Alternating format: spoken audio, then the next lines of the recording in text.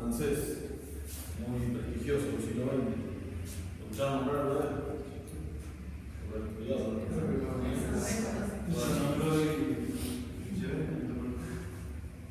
Me parece que si se quiere llegar al núcleo central, hay que penetrar hasta esa capa de imágenes y símbolos que constituyen las representaciones de base de un pueblo.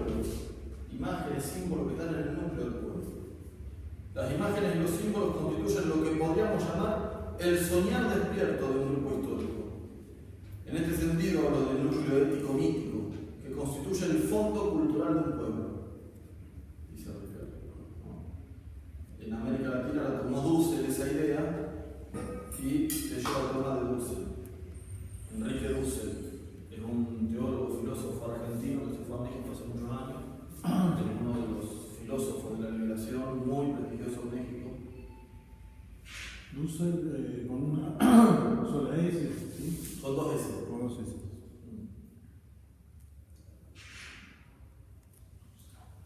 Bueno, este núcleo ético-mítico sería el corazón mismo de la cultura, ¿no? Dice Tello que es ético porque es referido al sentido de la vida.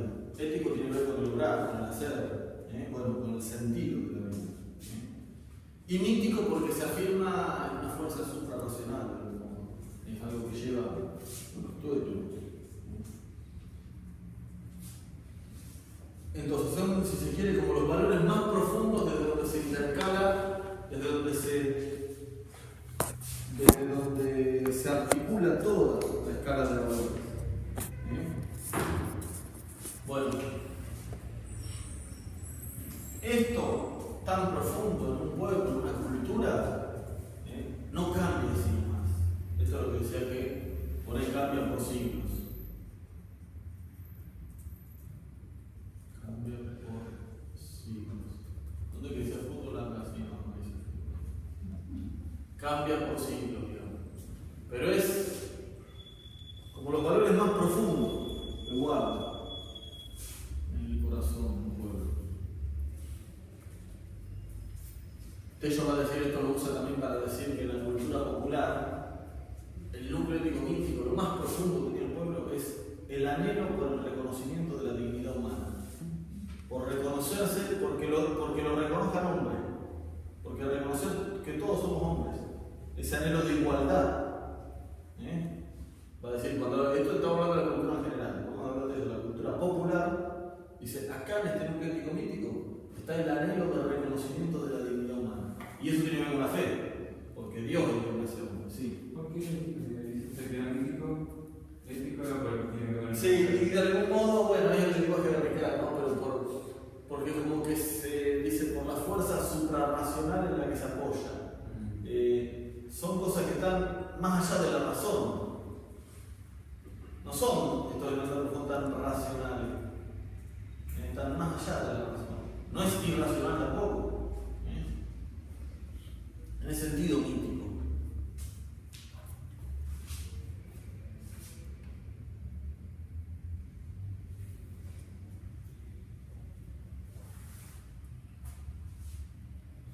¿Qué dicen? ¿Creen estas cosas o todo un... Recreo. O todo un desvarío? No, No sé, Gustavo tiene cara de que o está pensando en el impósito o no cree nada. O no cree nada, no sé qué pasa. No sé qué pasará acá. Bueno, son categorías para entender el pueblo. Ojo, yo con esto no quiero que nos quedemos en los papeles y no vayamos a la gente. Son categorías. Y si algo de esto a mí me explica lo que vive la gente, después estando con la gente, me parece que es distinto, seguro que le erré o que tengo que interpretar como de la gente. Tiene que ser siempre una ida y vuelta entre el concepto y la vida. Si no, si es todo concepto, no sirve.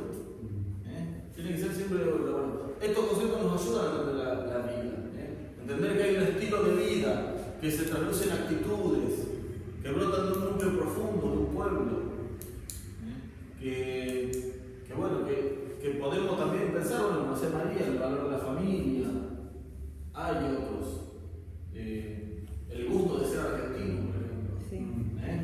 Que se trasluce a veces en la selección de fútbol. Sí. Ese tipo de cosas. como diría la receta. También.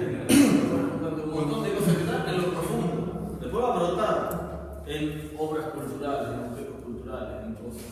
Una pregunta. Sí. El anhelo de reconocimiento no es general, no es general. Sí. Sí, por eso dice que está en lo más profundo. Está en lo más profundo, el anhelo de reconocimiento de la dignidad humana. Si vos preguntás si es general, de toda la humanidad, puede ser, pero Tello lo explica refiriéndose a que, a que la cultura moderna proclama igualdad, pero no hace igualdad efectiva de todos. No hace la igualdad efectiva de todos. El que sabe y puede es más que el que no sabe ni puede, que el que no tiene plata. Eso es lo que predica la cultura moderna. En la cultura popular, dice Tello, hay un anhelo de romper con eso, de que todo sea reconocido. Y eso lo más profundo, porque lo tuvo el indio explotado, que no se lo trataba ni como ser humano, y desde ahí viene. Y si uno ve, por ejemplo, entre los pobres, cómo se integra al distinto, a un chico discapacitado, por ejemplo, cómo se lo integra, cómo se integra al débil, al borrachín tardío que no tiene ni para comer, y si ve cómo se integra al que es distinto así, en la cultura moderna es muy distinto, tiende a separárselo, una institución que lo cobije, más que lo cobije, que haga que no nos moleste a nosotros. Es el tipo de cosa. En vez, hay un mecanismo de solidaridad de cultura moderna, popular, que tiene que ver en el fondo con ese anhelo de reconocimiento de la igualdad de todos. Todos somos seres humanos. Entonces todos merecen vivir, todos merecen vivir. Y si no tiene para comer, no puede vivir. ¿Cómo le voy a dar un plato de comida por más que sea borrachín, por más que sea lo que sea? Puede ser por eso que hay tanto desprecio y tanto ninguneo también a todas las expresiones de populares. Bueno, que desde la cultura moderna más bien se tiende a invisibilizar, digamos, se reclama la igualdad para todos, pero en la práctica los que tienen la posibilidad de ejercitar el ejercicio de esa igualdad son pocos, somos un grupito. Y los que quedan afuera, para no alborotar la cosa en el grupito, conviene que no se vean, entonces hay que invisibilizarlo. Entonces, bueno, hagamos una institución que los contenga. Hagamos alambrado y policía fuerte para que no nos moleste y démosle a la iglesia plata para los comedores, para que tengan más o menos contenido un comedor allá y nosotros vivimos acá. Eso no es una idea de igualdad. Bueno, en la cultura popular, en el núcleo económico de eso está esta idea de igualdad, de reconocimiento, de anhelo de reconocimiento de la igualdad de todos. Bueno, entonces, esta distinción o esta explicación ayuda para entender qué piensa Tello cuando habla de cultura. Y de algún modo lo que está en el fondo de Evangelii Gaudium cuando dice que la gracia supone la cultura. Ahora bien, a ver, este es un tema que vamos a ver cómo lo introducimos bien para que se entienda. Esto que estamos diciendo, ¿existe en la realidad o no existe? ¿Existe en la gente de carne y hueso? ¿O no existe? La gente que ahora está esperando el colectivo para volver a su casa va a llegar a las 6 de la tarde con suerte a su casa y mañana a las 4 de la mañana sale otra vez al laburo. ¿Existe o no existe esto en la gente? ¿O cómo existe? A mí me pasó, por ejemplo, que yo lo entendí mucho cuando yo volví del noviciado, tenía que hacer experiencia apostólica en Barrio Nuevo, Libertad, en Merlo, y me encajaba.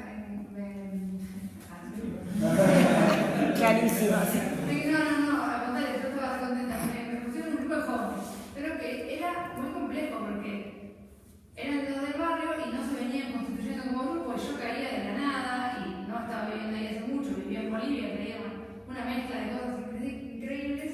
Bueno, y eran los domingos a la tarde. Entonces, bueno, a unos domingos venían todos. 2 o 3 domingos me dejaban plantar, no venían nadie. Otra vez, unos sí, 2 no, 3 no. Yo me quedaba esperando toda la tarde.